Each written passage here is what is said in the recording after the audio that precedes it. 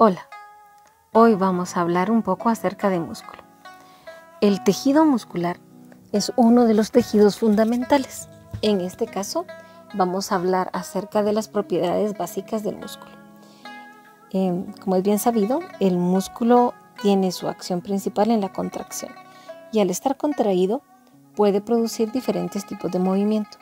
Algunos de estos movimientos van a producir locomoción, como ocurre con el músculo estriado, en el cual podemos desplazar nuestro organismo y poder ejecutar movimientos directamente. En otros vamos a tener función de bombeo, como ocurre con el músculo cardíaco, el cual siempre está funcionando y está bombeando la sangre a través del aparato circulatorio.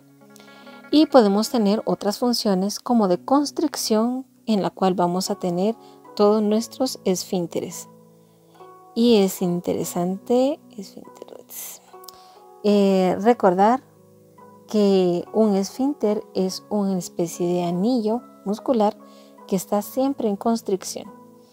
O bien pudiera ser un movimiento de propulsión que obliga a conducir los elementos que están de un sitio a otro, como ocurre con todo el aparato digestivo o el urinario. El tejido conectivo que está presente aquí es básicamente parte de lo que está rodeando el tejido muscular, ya que el tejido muscular no está solo, siempre va a tener una pequeña capa de tejido conectivo que lo está rodeando. De esta cuenta vamos a tener diferentes formas. Este tejido que lo está rodeando puede estar rodeando una sola fibra, con lo que se denominaría endomisio. Podría estar rodeando un grupo o haces de fibras que se llamaría perimisio, y podría estar rodeando a todo el músculo. En este caso sería el epimisio. Interesante que aparezcan estas otras estructuras.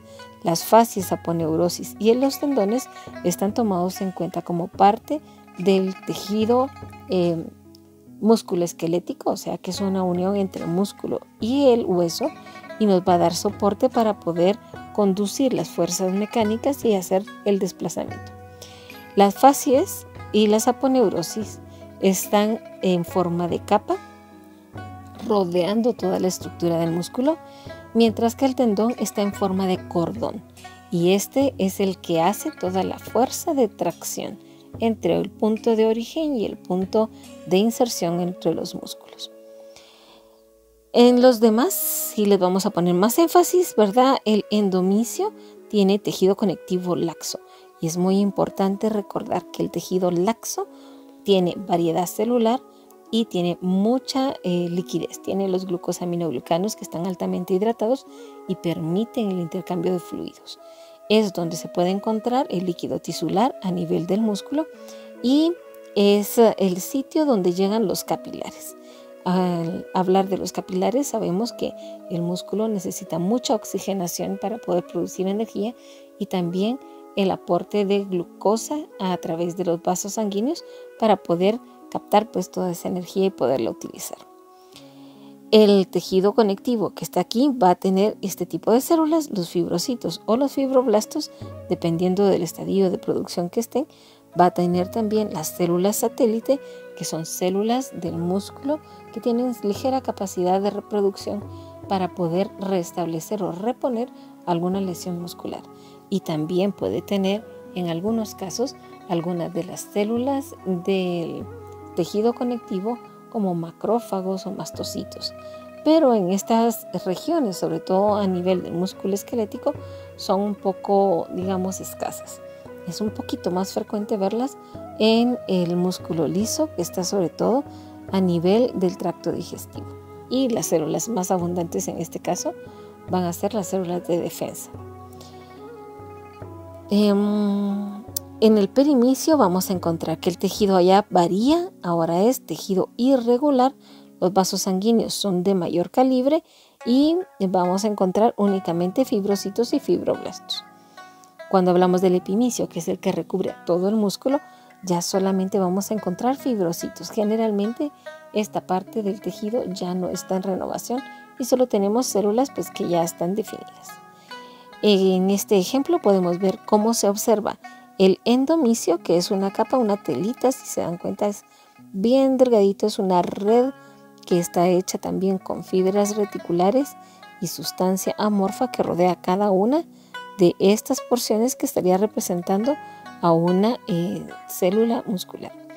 Y la fibra muscular que tenemos aquí, que sería la misma que está rodeando esta porción del endomisio, están agrupadas en un manojito, en un haz de fibras musculares que está rodeada por el perimisio. Y todo esto está rodeado por más tejido conectivo y haría el epimisio. Entonces, depende del lugar y cuántas fibras estén involucradas, así va a ser el nombre que reciba el tejido conectivo. Si pasamos a los demás, vamos a ver primero el músculo liso. En el músculo liso, las células predominantes son abusadas. Su nombre normal es leiomiocito. Un leiomiocito es propio del músculo liso y vamos a encontrar algunas características. Primero, vamos a ver qué es una célula con un solo núcleo. El núcleo generalmente es central, ligeramente alargado. Vamos a verlo como una especie de cilindro y cuando está en contracción se enrosca. En esta pequeña imagen vamos a ver, estas son las células musculares. Tenemos los núcleos alargados, se pueden seguir, ¿verdad? Que son más o menos alargados y son cilindros, o sea que los vamos a encontrar generalmente más largos que anchos, pero cuando están en corte oblicuo los vamos a ver ovales y cuando están en corte transversal los podemos ver totalmente circulares. Entonces la forma puede variar y tenemos que estar atentos a ver cómo está el corte realizado. Este es el esquema básico donde se puede observar este músculo. Vemos que tiene una forma ahusada, es eso que termina en punta y se une unas con otras haciendo esas puntitas.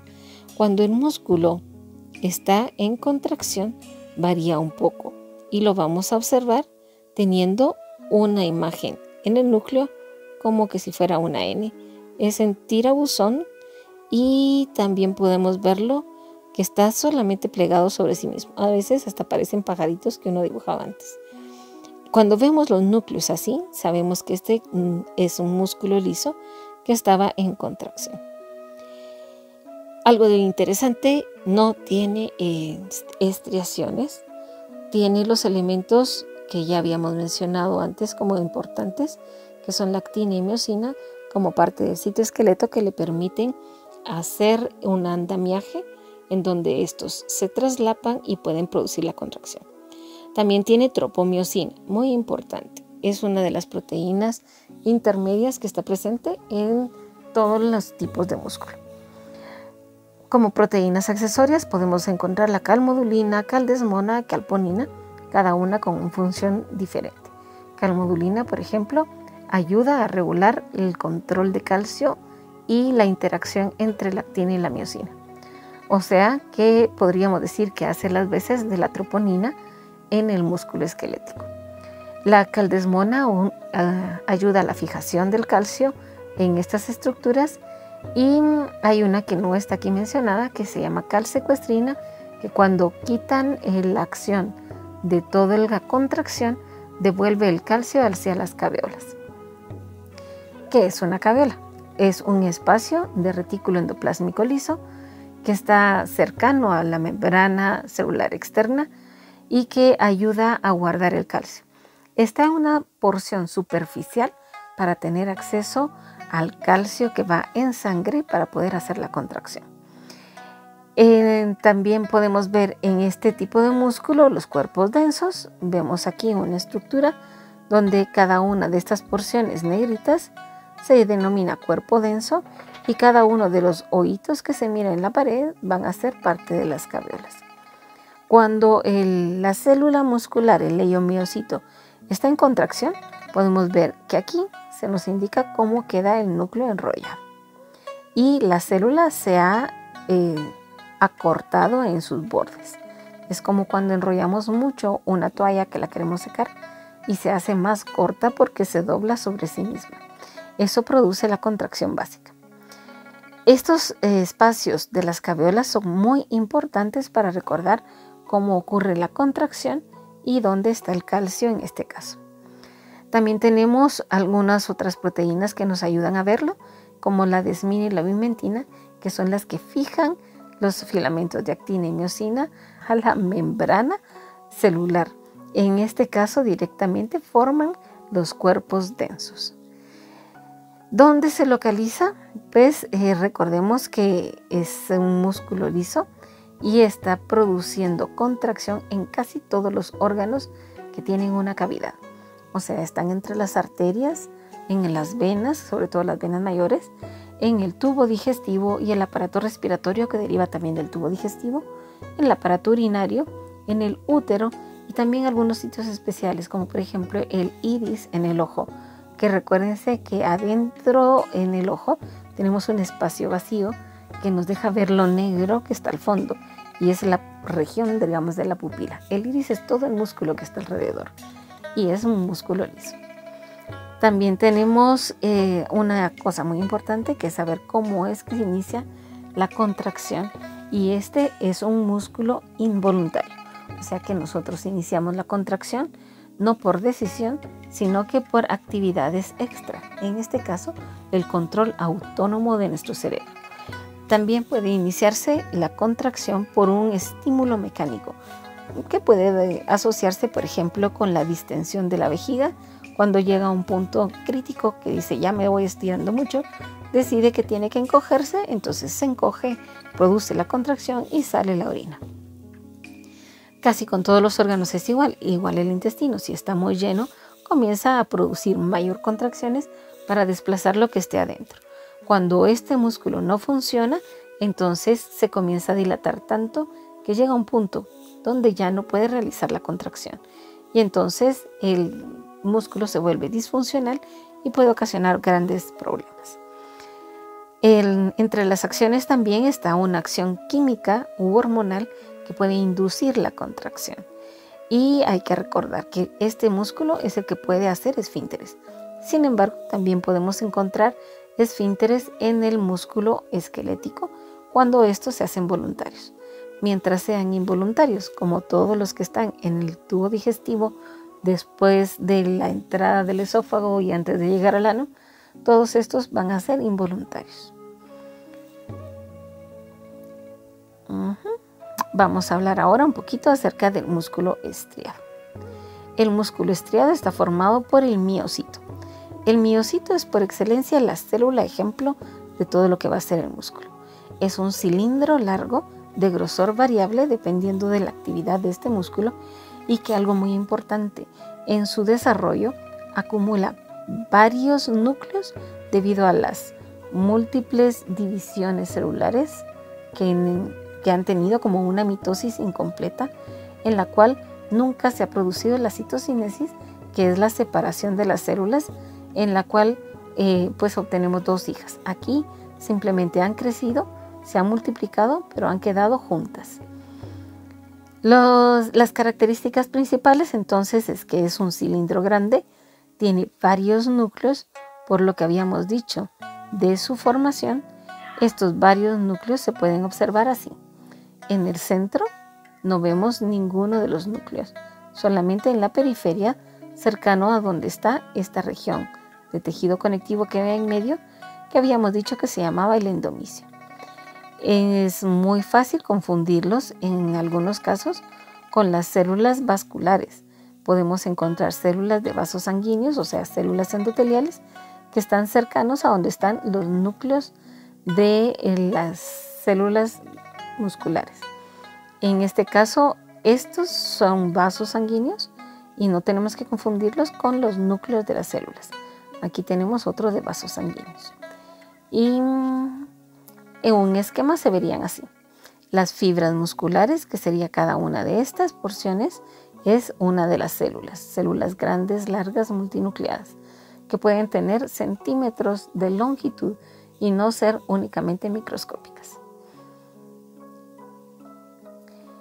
Otra de las características que puede tener es que tiene estriaciones. Cuando hablamos de estriaciones estamos hablando de secuencias repetidas de miofibrillas contráctiles y que van a formar la unidad estructural y funcional del músculo estriado. En este caso, estas unidades se llaman sarcómeras.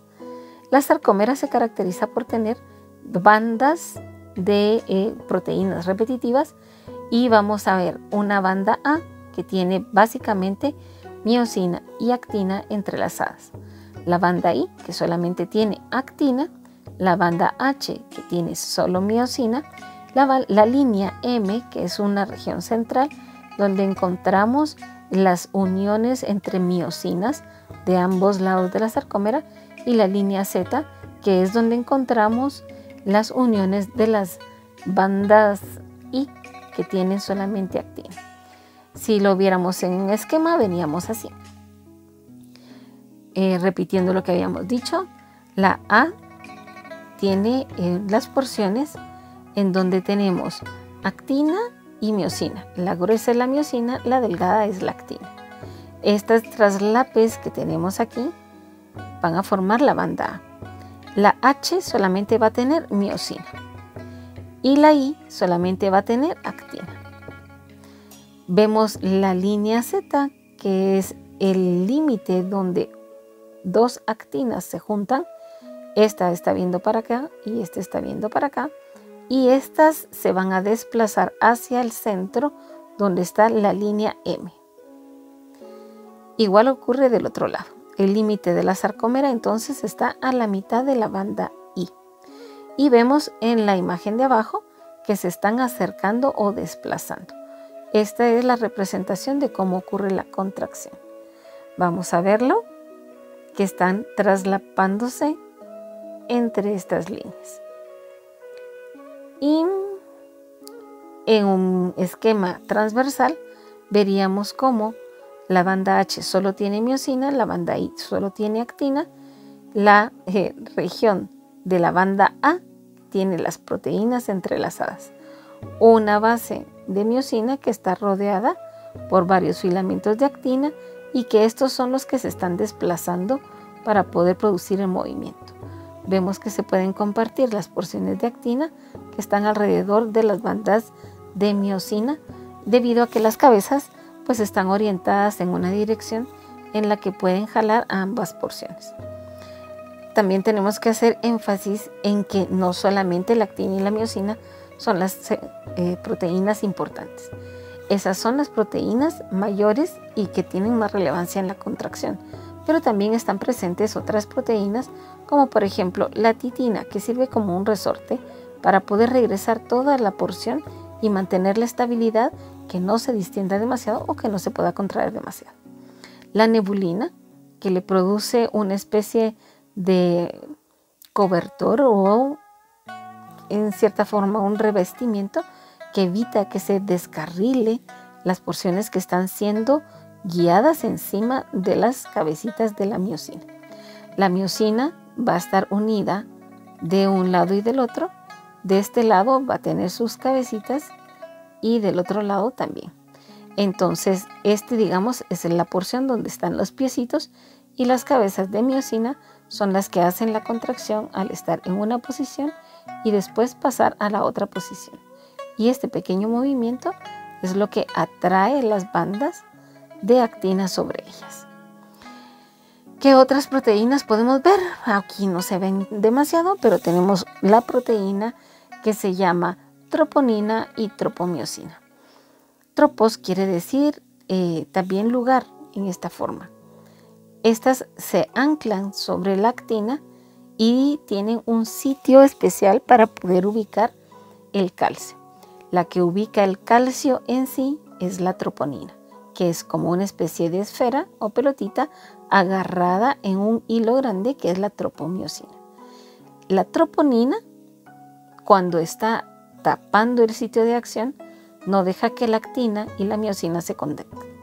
Pero cuando está libre, debido a que puede agarrar al calcio, entonces se abre, digamos que cambia de posición y deja libre el espacio para que la miosina se ancle con la actina y pueda producir la contracción al tener energía. El calcio lo vamos a tener ubicado entre los túbulos T. Un túbulo T es parte del retículo endoplásmico liso, donde se almacena directamente el calcio. Aquí, en el músculo esquelético, le vamos a decir que es una tríada, porque tiene 3 elementos. Uno que va para un lado, el centro donde se está redistribuyendo todo el calcio, y la otra porción que va para el otro lado. Entonces tenemos una porción para una de las regiones de la sarcómera, el centro y la otra porción que va hacia el otro lado. Estos están anclados directamente en la unión ahí. ¿Dónde están? Ahí están, en la unión ahí. Eso quiere decir entre la banda A y la banda I, que es donde se mezclan las proteínas que son contráctiles. En donde está puesto el músculo esquelético directamente en las estructuras de sostén. En cartílagos o en huesos podemos encontrarlo. Por ejemplo, en los cartílagos de la laringe, que nos permiten vocalizar, y ya sabemos que es una porción de músculo que es voluntario debido a que nosotros articulamos la voz para poder hablar con ella. Y todas las porciones de los huesos donde podemos hacer algún movimiento. Es un control voluntario el que se produce y por lo tanto va a estar mediado por neurotransmisores únicamente. Podemos tener reacciones de la corteza cerebral a nivel autónomo, pero en cierta forma también podemos tener una acción somática que es la que predomina. Decimos que puede ser autónomo, pero son actos reflejos que funcionan autónomamente. Por ejemplo, el hecho de caminar. Nosotros ya no tenemos que pensar cómo caminar porque lo hemos automatizado como un proceso. Por eso dicen que la práctica es el maestro, porque de tanto ejecutar alguna acción, la volvemos en automático, como puede ser manejar o lavarse los dientes. En la forma de la transmisión, básicamente tenemos un nervio que llega hacia la porción muscular, que se ramifican en las regiones donde va a pasar el impulso, y al ramificarse cada una de esas bolitas puede sacar el neurotransmisor, que en este caso va a ser acetilcolina. Y así comienza el impulso nervioso que va a producir la contracción. Tenemos varios tipos de músculo estriado y depende mucho de las fibras que lo componen. En este caso tenemos las fibras rojas, que son pequeñas, que se llaman también de tipo 1, u oxidativas, en la cual hay muchas mitocondrias, mucha mioglobina, por eso se ve rojo, y que es resistente a la fatiga. Son fibras más o menos pequeñas. Las tipo 2B, que son fibras blancas, también llamadas glucolíticas, son relativamente rápidas, grandes, pálidas porque tienen poca mioglobina, tienen pocas mitocondrias, pero tienen bastante glucógeno. El glucógeno tiene una característica en las tinciones en las que no adopta mucho color. Por eso es que se ven relativamente pálidas. Estas se fatigan rápidamente, pero responden muy bien a acciones que son también como de precisión y muy aceleradas. Y las intermedias, que yo diría que son las que abundan en personas que no tenemos demasiada capacidad para hacer ejercicio, que son como mixtas. Estas pueden ser glucolíticas y oxidativas. Y generalmente son medianas, tienen muchas mitocondrias y gran cantidad de glucógeno. Si las viéramos en una imagen, podríamos reconocer algunas, como en este caso podemos ver esta que es más pequeña, que sería una fibra roja, esta que está más grande aquí, que sería una fibra blanca, y las otras que se ven parchadas, que serían fibras intermedias. Ahora miremos un poquito acerca del músculo cardíaco. El músculo cardíaco básicamente está formado por los cardiomiocitos. Un cardiomiocito es la célula muscular específica del músculo cardíaco. Es estriada y también tiene características de las células del músculo liso. Tiene una especie o una forma de cilindro. Es corto porque son células individuales, tiene algunas bifurcaciones. El núcleo es único, es central y ovoide, y a veces, muy rara vez, podemos encontrar dos núcleos dentro de la misma célula. Vemos que la continuidad es diferente, no es como el otro que era como más ancho y las fibras son más rectas, sino que en este hay discontinuidad y podemos verlo en las piezas que vamos a observar que tienen como ramificaciones, tienen bifurcaciones, y esto es clásico del músculo cardíaco. Vemos también las estrías. Cuando veamos con un poquito más aumento una de las muestras, vamos a ver que sí tiene sus estrías. Algo interesante que hay que recalcar aquí es que también puede ser un órgano endocrino. En este caso, en las orejuelas que tenemos, orejeras dice aquí, orejuelas que tenemos a nivel auricular, puede producir una hormona que se llama péptido auricular natriurético y que produce regulación de la presión arterial de manera indirecta. Tiene estriaciones, las bandas son iguales que el músculo esquelético y además de eso tiene los famosos discos intercalares. Esta es la forma en la que lo vemos. El músculo tiene los núcleos en el centro, es uno de los datos que hay que tomar en cuenta, y tiene algunas bifurcaciones. Y entonces estas bifurcaciones que abren como las porciones internas del músculo, donde vemos que una parte de un músculo se pasa hacia otro lado, eso también nos da la pista de que sea músculo cardíaco. Entre otras de las cosas que tenemos importantes que ver es que hay espacios vacíos cerca del núcleo. Ese es el glucógeno. El glucógeno nos da características de una fácil adquisición de energía y por eso está cercano a donde están las fibras.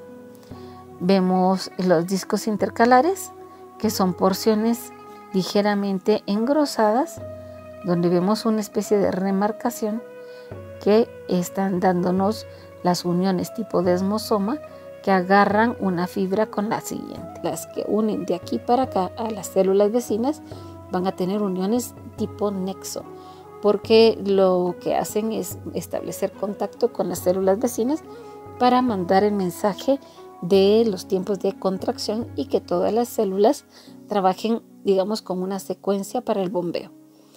En el núcleo que miramos aquí, vemos que alrededor está clarito, este es el glucógeno. Y estas otras porciones que están intermedias, sabemos que forman parte de la región donde van los vasos sanguíneos, donde van los capilares en este caso, y también puede haber depósitos de glucógeno alrededor. Los túbulos T, que es donde se guarda el calcio, siempre están en el retículo endoplásmico liso, pero ahora va a tener forma de diada. Se recuerdan que antes teníamos una porción de 3, centro y 2 orillas, ahora solo es centro y una orilla, porque estos están ubicados directamente en los túbulos Z. Y como estamos en la línea Z, ubicados para poder distribuir el calcio, no tenemos 2 porciones de la región ahí del lado izquierdo y derecho, sino que solamente estamos en la región de la línea Z en ambos lados de la sarcómera. Está ubicado en el corazón, ahí no hay mucho que decir, y es un músculo involuntario que está gobernado por un control autónomo y que tiene un sistema propio de conducción. Aunque sí tiene alguna reacción a nivel de las hormonas o químicos que puedan tener, como por ejemplo la adrenalina o la bradicinina, que una hace aceleración del corazón y la otra hace disminución de los latidos, de la frecuencia de los latidos, también vamos a ver que tienen un sistema de conducción autónomo. Este sistema de conducción tiene varias porciones. Entre estas habíamos visto el nodo seno-auricular o sinusal, el aurículo ventricular, y cómo pasa a través de unas fibras especiales, ¿verdad? Que esas son las de His, y después las fibras de Purkinje alrededor. Las fibras de Purkinje se ramifican y llegan a todas porciones del músculo. Lo que vamos a ver en una muestra es el músculo cardíaco. Estas células son modificadas, son de tipo neurona, digamos, y lo que hacen es transmitir impulsos. Son especializadas en la conducción nerviosa para poder orientar y sincronizar la acción de todas las demás células. Y yo creo que ahí llegaríamos con la información básica de lo que estaríamos viendo en el músculo.